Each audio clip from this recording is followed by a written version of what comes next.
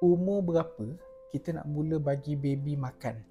So baby kan dia menyusu daripada lahir kan, umur berapa kita nak mula bagi makan. So ni soalan yang saya biasa ditanya dan saya punya jawapan macam ni.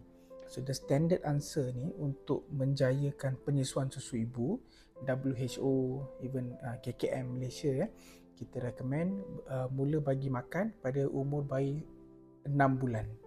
Okay, tetapi saya nak bagi tahu macam ni. Tetapi sebenarnya kita boleh mula bagi makan pada baby seawal umur 4 bulan. European Society of Pediatric Gastrology, Hepatology and Nutrition. So Aspergen. Malah Malaysia punya Mispergen, Europe punya Aspergen, Asia Pacific Aspergen. So dia recommend especially pada kanak-kanak yang berisiko untuk alahan. Berisiko alahan maknanya macam mana? Maknanya dalam family dia ada asma, ada resdung, ada eczema, baby tu pun mungkin ada eczema, ada masalah alahan. So it's a good idea untuk kita mula bagi makan awal. Seawal umur 4 bulan. Tapi biasanya saya akan assess dulu lah. Biasanya kita akan assess, tengok baby tu dah ready tak. Kadang-kadang baby tu menunjukkan beberapa tanda yang dia dah bersedia untuk makan. Apa tanda dia? Contohnya kita tengok neck control dia. Neck control dia dah kuat. Bila kita angkat dia punya axillary grip dia pun dah kuat. Dia dah tunjukkan centrally dia dah ready. Kemudian dia dah mula masuk tangan dalam mulut, isap-isap. Dia dah mula bila orang makan dia macam tu, semua dia ada tanda-tanda yang baby mungkin dah ready untuk bagi makan.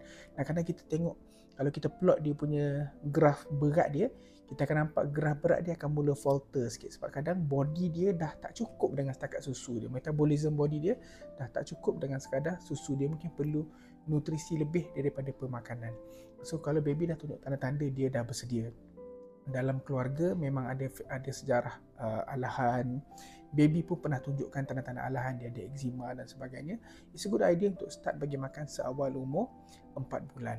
So Aspergen sebenarnya dia suggest kita bagi secepat mungkin dengan pelbagai jenis, even makanan-makanan yang ada alahan, telur, ikan dan sebagainya. Tapi saya personally, saya biasa advise macam ni.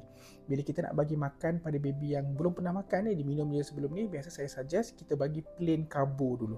Maknanya kanji kosong, maknanya contohnya bubur, blended porridge, fine cereal yang kosong, yang tak ada apa-apa. Nah, kita bagi yang tu dulu. Saya bagi mungkin sekali sehari. Kemudian kalau okey, kita bagi 2 kali sehari. Kalau dia okey, dan baru kita tambah carrot, brokoli, dan tambah protein, ayam, ikan. Ikan bilis boleh bagi, tapi ikan bilis ni dia banyak garam lah.